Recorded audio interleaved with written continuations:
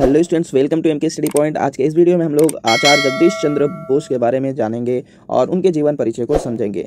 तो जैसे कि आचार्य जगदीश चंद्र बोस वृक्षों तथा वनस्पतियों में मनुष्य के समान ही जीवन है, ठीक है, यह सिद्ध करने वाले महान वैज्ञानिक थे आचार्य जगदीश चंद्र बोस। तो आचार्य जगदीश चंद्र बोस जैसे महान वैज्ञानिक का जन्म हुआ था 30 नवंबर 1858 ईस्वी में बंगाल के मेमनसिंह जिले के फरीदपुर ग्राम में हुआ था। इनके पिता भगवान चंद्र बसु फरीदपुर के हाकिम परगना थे। उन्होंने पुत्र की शिक्षा का अच्छा प्रबंध किया और उनके जो पुत्र थे यानी जगदीश चंद्र बसु भी बचपन से ही मेधावी छात्र थे, बहुत ही अच्छे छात्र थे। इंग्लैंड से उन्होंने उच्च शिक्षा प्राप्त की, यानी जब वो इंग्लैंड गए थे तो इंग्लैंड से उन्होंने उच्च शिक्षा प्राप्त करके वापस लौटे तो कलकत्ता के प्रेसिडेंसी कॉलेज में प्राध्यापक नियुक्त हुए। प्राध्यापक के पद पे उन्होंने कार्य किया। अंग्रेज प्रशासकों ने उन्हें अंग्रेज प्राध्यापकों की अपेक्षा कम वेतन दिया, यानी उन्होंने काम तो किया लेकिन अंग्रेज जो होते थे काम करने वाले उनको वेतन ज़्यादा मिलता था और इनको कम मिलता था।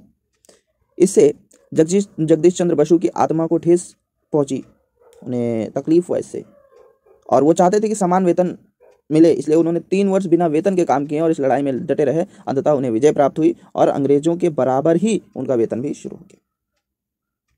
तो बोले भारत के प्रसिद्ध वैज्ञानिक थे आचार्य जगदीश चंद्र बोस, जिन्हें भौतिकी, जीवन शास्त्र या जीवन ज्ञान, वनस्पति विज्ञान तथा पुरातत्व का गहरा ज्ञान था। वे पहले वैज्ञानिक थे जिन्होंने रेडियो और सूक्ष्म तरंगों की प्रकाशिकी पर कार्य किया। वनस्पति विज्ञान में उन्होंने कई महत्वपूर्ण खोजें की। साथ ही वे भारत के पहले वैज्ञानिक शोधकर्ता थे। वे भारत के पहले वैज्ञानिक थे जिन्होंने एक अमेरिकन पेटेंट प्राप्त किया। उन्हें रेडियो विज्ञान का पिता माना जाता है। बोले वे विज्ञान कथाएं भी लिखते थे और उन्हें बंगाली विज्ञान कथा साहित्य का पिता भी माना जाता था। इन्होंने अपने काम के लिए कभी नोबेल नहीं जीता, यानी आचार्य जगदीश चंद्र बोस कभी नोबेल प्राइज नहीं जीते अपने काम के लिए। हाँ, इनके स्थान पर 1919 में मार्कोनी को नोबेल पुरस्कार दे दिया गया, ठीक है, मार्कोनी को दे दिया गया। इन्होंने वेतार के संकेत भेजने और असाधारण प्रगति की ओर सबसे पहले रेडियो के संदेशों को पकड़ने के लिए अर्धचालकों का प्रयोग करना शुरू किया। जिस संस्था की उन्होंने स्थापना की वह उनके समकालीन दृष्टि का प्रमाण है।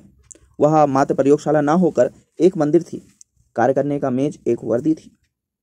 आचार्य जगदीश चंद्र बोस में विज्ञान, कला और धर्म, इनका संतुलन, सामंजस्य था, एक जैसा था।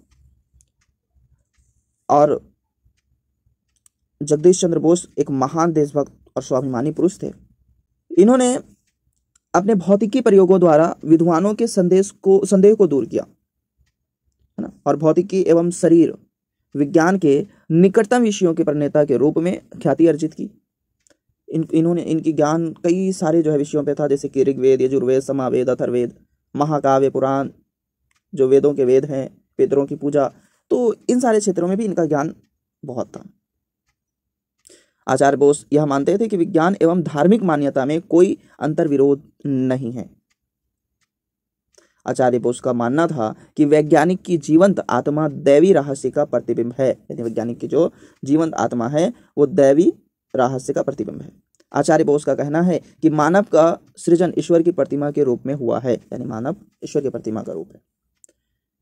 फिर इन्होंने ये कहते हैं कि सच्चा विज्ञान उसके प्रणेता को विनम्र बना देता है। एक सच्चा विज्ञान जो होता है उसको विनम्र कर देता है। आचार्य बोस भी बड़े ही मिलनसार, है ना, मृदुभाषी एवं विनम्र थे, बहुत ही मीठे बोलने वाले थे, मिलनसार थे, सबके साथ मिलकर रहते थे और बहुत ही विनम्र व्यक्ति थे। जब जो है जगदीश चंद्र बोस बेतार का तार आविष्कार किए थे तो अंग्रेजों ने उसको महत्व नहीं दिया और इसके 2 वर्ष बाद ही इटली के एक वैज्ञानिक थे जिनका नाम था जो है मार्कोनी, तो उन्होंने इसी आविष्कार को आगे बढ़ाया। तो बेतार का जो तार था, इस आविष्कार का जो श्रेय चला जाता है मार्कोनी को, है ना, और मार्कोनी को ही उसका जो है क्या मिल जाता है, फायदा मिल जाता है, नोबेल पुरस्कार भी उसके लिए मिल जाता है उसे। वे उच्च कोटि के जो है मानवतावादी वैज्ञानिक थे।